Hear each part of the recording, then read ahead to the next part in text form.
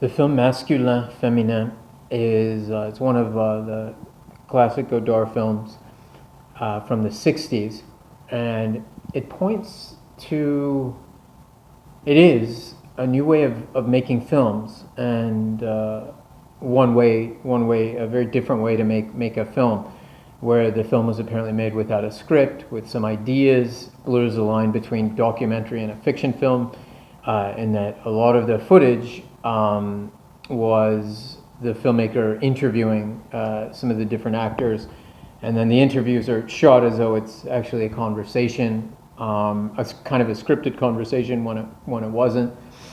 And it's 18 different pieces, and they don't necessarily go together, and there are many elements of what we think of cinema, like people jealousy and melodramatics and shootings and things like that that are put in there that are interesting, and more ironic.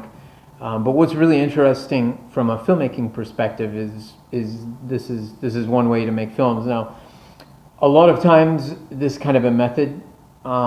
in the hands of a filmmaker and folks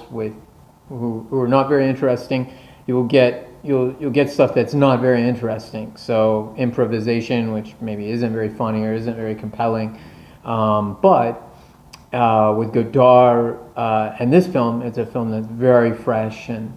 you get the feeling of youth in the 60s and all of that. And so it's a great film, very unique,